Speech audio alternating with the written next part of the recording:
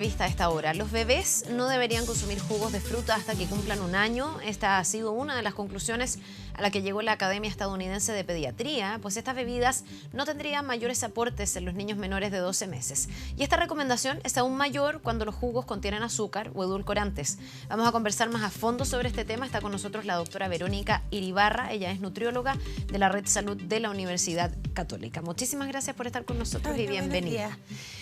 Partamos hablando de los bebés y también de los niños, porque aquí también hay un cuestionamiento respecto de niños menores de 2 años que pudieran tomar jugos de fruta. Uno tiene a las frutas ranqueadas o conceptualizadas como de los alimentos más sanos, entonces a muchos les ha llamado la atención que se diga que los niños más pequeños no deberían tomar jugos de fruta. ¿Por qué? Bueno, básicamente cuando nosotros estamos hablando de la fruta, estamos hablando de la fruta entera. Estamos hablando de un alimento que tiene un aporte muy importante en vitaminas, minerales, es una manera de hidratar, pero también de fibra. Y cuando uno exprime el jugo de una fruta, precisamente le saca la fibra y cambia mucho la calidad del producto, porque cuando uno consume una fruta, consume una cantidad de fibra y eso tiene un valor nutritivo que generalmente se nos olvida. Cuando hablamos de los aportes nutricionales, generalmente hablamos de las proteínas, carbohidratos, pero pocas veces la fibra. Y la fibra es muy importante porque balancea, por así decir, la carga de azúcar de esa fruta. O sea, si uno consume la fruta entera, esa fruta tiene que ser molida, digerida en el estómago y pasa en pequeña cantidad al tubo digestivo, una mezcla de fibra y azúcares y jugo y todo eso. Pero si tú exprimes, solamente tienes el contenido azucarado. Con eso, y que también es válido para personas adultas, el nivel de azúcar en la sangre se eleva rápidamente cuando tú te tomas el jugo exprimido de una naranja versus si te comes la naranja. Entonces, esa sobrecarga de azúcar que ocurre por la manipulación del producto es lo que lo provoca, no es el producto en sí, no es que la fruta se haya vuelto mala, es la forma en que tú la administras. Entiendo, perfecto, se entiende, muy clara la explicación, pero mi pregunta es si tiene que ver con la cantidad de jugo de fruta que los niños pudieran tomar o con la calidad necesariamente por esta explicación que usted nos da, porque en el fondo, claro, son frutas que alejadas de su fibra, digamos, tienen más contenido azucarado, pero uno podría decir a lo mejor en cantidades acotadas no sería tan terrible, porque además es un tipo de azúcar natural, distinto a, no sé, meterle azúcar a un jugo, ¿o no? Claro, pero el tema es que antes de los 6 meses no hay ninguna razón para darle otra cosa que leche materna a los niños. Ahí hay lactancia exclusiva. Exactamente. Y después de los 6 meses al año, lo que te interesa es que hay una transición hacia la alimentación sólida. Entonces, esta introducción del jugo, en el fondo, no va a favorecer eso. Lo que se busca es que se familiarice con las texturas, acepte otra variedad de alimentos, digamos, y eso no lo vas a obtener. Entonces ese beneficio no está. Y por otro lado, si tú le das una cantidad de jugo con una cantidad de azúcares de la fruta, por más naturales que sea, le va a provocar saciedad. Por lo tanto, el niño va a dejar de comer otros alimentos. ¿Ya? O sea, le vas a dar una cantidad de calorías como jugos de fruta que no van a ser ingeridas como los otros alimentos que el niño necesita consumir, la leche o los otros alimentos. Entonces, niños menores de 1 año debiesen tomar agua, solo agua. En general, nosotros proponemos que la hidratación de las personas sea básicamente con agua y claramente el pediatra le podrá, considerando el estado nutricional del niño, la temperatura ambiental, obviamente la cantidad de agua que hay que ofrecer a un niño en época de verano es mucho mayor que en invierno, porque los niños pierden mucho líquido por la piel, son muy fáciles de deshidratar. La edad extrema de la vida, los niños y las personas mayores, ambas se deshidratan con mucha facilidad. Entonces, claramente hay una prescripción más individual, pero como concepto general, no hay un beneficio en que uno exprima el jugo de la fruta, sobre todo en escolares, por ejemplo, a veces escolares con sobrepeso. De hecho, una mamá me decía esta semana que le daba de desayuno el jugo de 3 naranjas y me decía, está exprimido. Yo decía, en realidad, prefiero que le mande la fruta a la colación del colegio y que no le mande galletas y que le dé leche en la mañana. ¿Te das cuenta? Es como... Ya, entonces esto también tiene que ver con el sobrepeso de los niños, o sea, no solo en el caso de una guaguita que a lo mejor no va a comer otras cosas y que nos va a costar más como consolidar su proceso de alimentación, sino también hay un riesgo para el sobrepeso, que hoy día es una epidemia en Chile y sobre todo en nuestros niños. Sí, yo creo que ese es uno de los mensajes más importantes, digamos, porque en realidad Hay algunos autores que proponen que los jugos exprimidos también son una forma de administrar comida chatarra a los niños, porque lo que debiera consumir el niño es la fruta entera. Entonces, si tú le estás dando eso, hay una cosa muy graciosa, por ejemplo, del personaje de Homero Simpson, que él dice que come fruta y parte una naranja en dos, la embetuna en azúcar, la chupa y bota la naranja. Entonces, en el fondo, lo que a ti te importa es que haya fibra y que la fruta sea como tal, o sea, no solamente el azúcar de la fruta. Ahora, en la naranja está dada por estos filamentos como blanquecinos que tiene la naranja. Eso es bueno ingerirlo. Sí. Pero en otro tipo de fruta... Las manzanas enteras. Pero la manzana entera nos referimos a que es distinto comerla con cáscara. O sea, si prefieres comerla con cáscara, bien, tanto mejor. ¿O tiene que ver que al momento de licuarla yo voy a cambiar la composición? Porque No, ¿cuál es la diferencia entre no comerme una manzana pelada a mordiscos que comerme una manzana en el fondo hecha jugo? Ya, o ese si jugo tú la pones con agua en una juguera y te la tomas, da lo mismo. Lo que importa es que no sean estos extractores que sacan el líquido y te dejan toda la fibra de lado. Ya, o sea, si aquí tú no haya como una separación. Exactamente. Que en el caso de la naranja pasa porque uno la exprime simplemente. Sí, Entonces estos filamentos nunca llegan al líquido. Claro. Pero si yo hago jugos en una juguera donde pongo la fruta entera y claro, la paso por la licuadora... totalmente distinto. Puede que logres darle así la fruta a un niño que es más mañoso, una persona que no quiere, una persona adulta mayor. Por ejemplo, las personas adultas mayores se nos olvida que tienen muchos problemas para masticar la comida. Entonces, a veces logras darle mejor el puré de la fruta a un adulto mayor como para hidratarlo. Sería mucho mejor darle un puré de fruta que otra cosa. Ahora, volviendo al tema de los niños, obviamente ya la recomendación respecto de cómo hidratarse, mejor que tomen agua. Sí, o sea, esto que tú me pusiste aquí claramente... Eso es lo mejor, lo más sano. Es la mejor idea, digamos, que ahora agua. Eso no significa en todo caso no tratar de introducir después de los 6 meses o cuando los niños ya empiezan a alimentarse las guaguitas, fruta. O sea, es bueno que los niños coman fruta. De hecho, como papilla, como puré de fruta, porque si no el niño nunca va a querer masticar una fruta, ¿te das cuenta? Ahora, ¿cuánta fruta? Porque también uno tiende a mirar la fruta como súper inocua, como que no tuviera ningún tipo de problema para el sobrepeso, etcétera. Y yo creo que ahí, y he escuchado también, depende de qué fruta. Es distinto comerse una manzana que comerse un plátano o comer melón o comer uva, que es altamente azucarado. Mira, la verdad es que ¿cuánta fruta debe un niño comer? Las personas que nosotros hacemos esos cálculos son con los diabéticos. El resto de las personas no nos complica demasiado. ¿Ilimitado?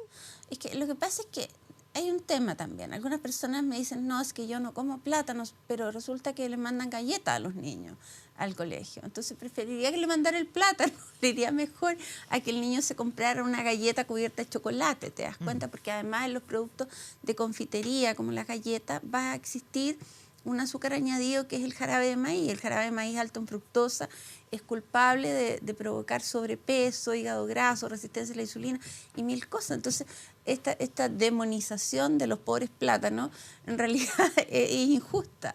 O sea, está bien, nadie va a comerse 5 o 6 plátanos en el día, pero si tú le ofreces a un niño una ensalada de frutas en que hay plátano y frutillas y naranjas y otras cosas, es perfectamente preferible eso a que el niño consuma galletas de... También el melón y la uva, que siempre te dicen, es que no, porque tienen un alto contenido calórico y son súper azucarados. ¿También uno podría comer sin fijarse tanto? O sea, uno puede comer. Yo tengo pocos pacientes que son capaces de comerse 1 kilo de uva. Uno era un productor de uva. Yo conozco, claro, conozco, pero adultos, niños. Pero no es lo habitual. O sea, si tú estás pensando como recomendación general, son pocas las personas a las que tú le vas a decir no tanto, o porque tienen diabetes o porque están con sobrepeso. Pero a un niño que hace deporte, que va al colegio, obviamente que siempre va a ser mejor, porque además la recomendación es como de 5 porciones por día de fruta. Hay que tener cuidado con que las porciones que se dan internacionalmente son con frutas más pequeñas que las nuestras, porque nosotros tenemos la suerte de contar con unas manzanas que pueden pesar 200 gramos, digamos, cuando lo que se considera una porción son como 80. Tal vez si te comiste una manzana muy grande, sí, ya te puedes considerar como suficiente, pero son cosas que uno tiene que ver caso a caso. No es como para decirle a todo el mundo que no coma plátanos, pobrecitos los plátanos. Tan estigmatizados. Se venden algunos productos en el supermercado que se venden como un equivalente a una fruta. Hay unas compotas, hay otros que son como unas cosas que los niños chupan, que son también frutas supuestamente.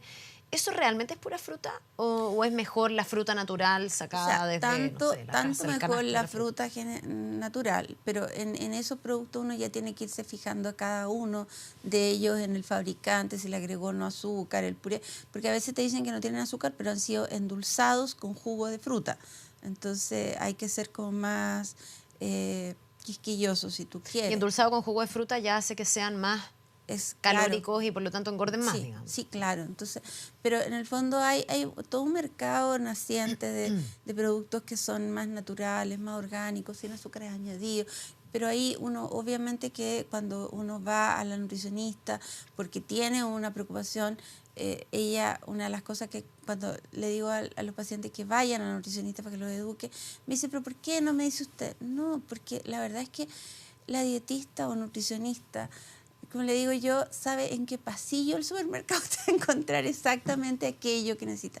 Pero estamos hablando de una prescripción individual, no estamos hablando de la generalidad de la población, que es sano, que no tiene sobrepeso. Si tenemos, como te digo, a un paciente que es diabético, que tiene obesidad, tenemos que considerar una prescripción individual. Y en esa prescripción individual son muy relevantes los hábitos, los gustos y esas cosas. Y por lo mismo también hay personas que dicen, no, es que hay que hacerte casi un estudio genético para saber qué tienes que comer. Eso es absurdo. No está demostrado que esa información te vaya a dar nada mejor que una buena entrevista que dice cuáles son sus hábitos, cuáles son sus preferencias. Si tú no tienes el hábito de cenar opíparamente, que te digan, no, es que usted tiene que comerse una presa de pollo, es que no me siento cómodo con eso. Esa prescripción individual es muy valiosa, más que estudios esotéricos y cosas por el estilo. Ahora, aquí no podemos hacer la prescripción individual, entonces quiero ir a un tema general que se instaló también como otra de las preocupaciones. Una de las informaciones fue esta de los jugos de fruta para los bebés o para los niños menores de 1 año, incluso hasta un poquitito más. Pero hay también otra polémica que tiene que ver con la ley de etiquetado, porque muchas empresas en muchos productos, para sacarse los sellos, digamos, y no tener estos sellos tan vistosos y que la gente deje de comprar, reemplazaron el azúcar por edulcorantes. Y aquí algunos presumen que pudiera haber ciertos problemas dependiendo del tipo de edulcorante y dependiendo también del receptor de esos alimentos. ¿Son malos los edulcorantes o son mejores efectivamente que el azúcar? Y a lo mejor está bien que comamos productos con más edulcorante. Hay bastante polémica. No, tampoco se favorece el uso del edulcorante a diestra y siniestra con los niños, porque también la percepción del sabor dulce provoca una activación de circuitos de recompensa y la persona empieza a querer un umbral de azúcar más alto. Eso también es un tema. Tú te acostumbras a un sabor dulce que no es tan... El dulce atrae más dulce. Exactamente, ¿no? De hecho, hay bastantes estudios respecto al efecto adictivo de los azúcares porque estimula los circuitos de recompensa. Entonces, en el fondo, ponerle azúcar extra a alimentos que podrían ser menos dulces, la gente, uno podría partir por disminuir el azúcar de los productos. Ahora, no hay demostración de que el uso de edulcorantes que están aprobados sean nocivos para la salud, ni el aspartame, ni la sucralosa, ni la stevia, ni nada de eso. No hay evidencia. En niños pequeños no se aconseja, porque en el fondo en todos estos estudios hay estudios que tienen que ver con la dosis por kilo de peso. Entonces en un niño tú podrías rebasarla. Y obviamente que eso es una inquietud que cada pediatra puede resolver en el control del niño sano. Ahora, en los adultos también se teme que el uso de mucho edulcorante pudiera afectar la flora intestinal. Y hay estudios al respecto que dicen que como la flora intestinal es muy relevante en el control del peso, porque nosotros tenemos poblaciones de bacterias que son más buenas y otras no tan buenas, las bacterias del intestino se podrían ver afectadas. Entonces, no es que se recomiende ad libitum, tómese todo el edulcorante del mundo. Más bien, acostúmbrese a tomar agua. Y de hecho hay estudios bien interesantes que dicen que en personas obesas la introducción de un vaso de agua al día disminuye la apetencia por comer dulce y ayuda a controlar el peso. Porque el agua también te sacia en el fondo. No, y es que el agua te hidrata y no te provoca apetencia por más dulce. Claro. A diferencia del azúcar o los edulcorantes que te hacen querer más. Claro, y esa sí que es una recomendación que es muy fácil de hacer. O sea, empieza a tomar agua y la verdad es que los restaurantes y los cafés y todo eso, a veces te ofrecen un vasito de agua cuando pides un café. Pero si tú vas a almorzar, no te ofrecen agua. Y si tú dices, me traes un vaso de agua, te miran raro, digamos. Pero yo creo que eso sí es una recomendación que uno puede hacer. ¿Es cierto que el gusto por lo dulce se fija en la infancia? He leído algunos estudios y gente, especialistas que dicen a las guaguitas ojalá no le introduzca azúcar ni edulcorantes de ningún tipo, que se acostumbren a comer los alimentos con el dulzor propio de los alimentos, porque si no le estamos generando como una necesidad de dulce que no es propia del cuerpo. ¿Eso Sí. es cierto? O sea, Porque otros sí. dicen que no, que No. el azúcar Lo que es se- como necesitada por el cuerpo. No, porque la verdad es que los azúcares, los alimentos, la sacarosa como tal no existía antes que se refinaran los azúcares, así que Claro, lo más no dulce es que algo existía biológico. eran las uvas, probablemente. Claro, no es biológico. Pero sí lo que se sabe es que la estimulación de los circuitos de recompensa te va a hacer provocar más necesidad de azúcares y también que uno tiene un umbral. Es como con la sal también, ¿no? Si tú te acostumbras a comer comida salada y tiene menos sal, la sientes insípida. Con el azúcar es lo mismo. Si tú empiezas a bajar el consumo de azúcar, por ejemplo, acá en general la gente le pone azúcar al té. En otros lugares que nosotros heredamos ese gusto de los ingleses, le ponen un chorro de leche y no le ponen azúcar habitualmente, o el té lo toman solo. Y lo que se ha visto en que eso se puede modificar en personas adultas que empiezan a disminuir su consumo de azúcares, ese umbral baja. Ese umbral baja. Y hay Uno puede receptores. reeducarse en el Sí, fondo. absolutamente. Pero Hay es cierto que receptores. si tú a los niños en la infancia temprana le introduces azúcar, vas a ir elevando este umbral y por lo tanto a los niños les va a gustar más el azúcar. Probablemente sí, y además que como tiene que ver con los circuitos de recompensa, tú podrías estar modificando su circuito cerebral para que eso sea estimulado. De hecho, sí. Porque además hay otra cosa que se sabe, por ejemplo, que los pacientes obesos, cuando se estresan, necesitan comer cosas dulces, comida reconfortante. Y eso no sabemos si eso fue modulado en alguna etapa temprana en el desarrollo. Pero, por ejemplo, en gente delgada, en que le muestran un estímulo estresante, o sea, hay imágenes y le muestran un postre y no se estimula nada. Y en pacientes obesos tú le muestras un estímulo estresante y se activan y se encienden ciertas luces en el cerebro de la resonancia y le muestras algo dulce, un pastel y se le encienden exactamente lo mismo. Y eso es muy ¿cómo te podría decir? Muy útil explicárselo a la gente, porque la gente te dice, siento ansiedad y me engana por comer dulce, y es como algo que está mal en mí que yo no aprendí. Y la verdad es que es una manera de responder que existe. Entonces, la verdad es que no sabemos si eso es algo que uno podría haber condicionado en cierta etapa del desarrollo. Ya. Bueno, pero cuando uno es un poco goloso, supongamos que efectivamente ya uno tiene el umbral de azúcar un poco alto y le gustan las cosas dulces. ¿Hay algo que sea mejor para endulzar los productos en el caso de los niños y en el caso de los adultos? Y hago la separación porque, por ejemplo, pienso en la miel, pero yo entiendo que la miel no está recomendada para niños muy pequeños y además que ya hablamos de que ojalá a los niños no les endulcemos artificialmente las cosas para que O sea, la verdad es que nosotros necesiten nosotros azúcar. no hacemos mucha diferencia entre darle miel o azúcar rubio o azúcar blanca a No, la es que gente. la Igual miel es entiendo azúcar que tiene que agregado. ver con una enfermedad, el no sé qué, botulímico. O sea, lo que recuerdo pasa, yo, no, lo que pasa para las es más que lo guaguitas. que pasa es que todos estos productos podrían estar contaminados, digamos. Entonces, claramente eso es una preocupación, claramente. Ahora es distinto, o sea, no es distinto, entonces usted dice endulzar, no sé, el té con miel, que endulzarlo con sacarina o con estos edulcorantes No, ahí sí, líquidos, ¿o sí? ahí sí. No es distinto Ah, endulzar el té con miel que con azúcar. El azúcar te va a subir igual, digamos, Ya. sobre todo si tienes sobrepeso o tienes diabetes. Pero Edulcorantes sí sería como el mejor la miel ¿Qué? que una sacarina. La sacarina es un edulcorante que es bastante antiguo, que tiene un sabor un poco Más artificial, yo creo. sí, no, yo creo que hay edulcorantes más modernos como la sucralosa, la tagatosa, la stevia, que de hecho muchos de los estudios en los que se ponen en juicio, estos son de uso más reciente. Ya. Aunque la sucralosa existe hace bastante tiempo, pero el uso se ha masificado más recientemente. Y no son tan, comillas, artificiales. Nosotros consideramos que las personas que tienen que restringir el aporte calórico, obviamente que necesitan un edulcorante no calórico, y ese no va a ser la miel. La miel tiene la cantidad de azúcar y calorías muy parecidas a los otros azúcares. Ya, por lo tanto te engorda igual. Exactamente. Ya, y no calórico, ¿hay uno que sea el mejor, así como el top de línea que uno diga, este es el No, más la verdad es que recomendable? no, porque en el fondo no hay como... a veces tiene que ver con preferencias individuales. Entonces no es lógico que uno le diga a una persona sí tiene que usar sucralosa o tagatosa o stevia u otro. Hay personas que se sienten más cómodos usando stevia porque es un producto de una planta y lo consideran más natural. Hay otras personas que sienten que la sucralosa le da un sabor mejor.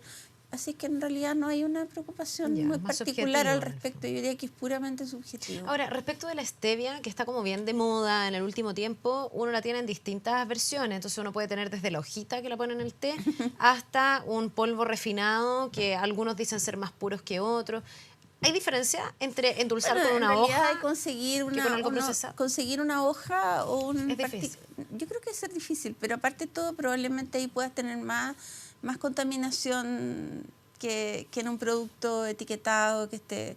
O sea, si uno piensa que algo podría tener alguna traza de contaminación, claramente va a estar más en la hoja que en el producto en gotas o certificado, digamos.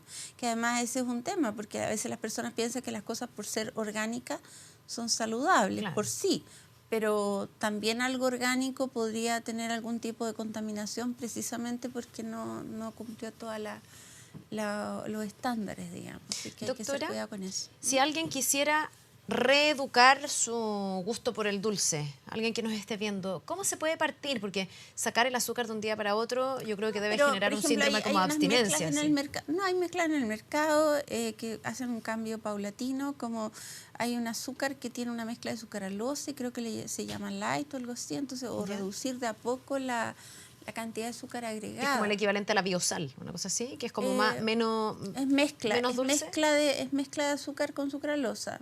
Hay distintas marcas, entiendo. Ya.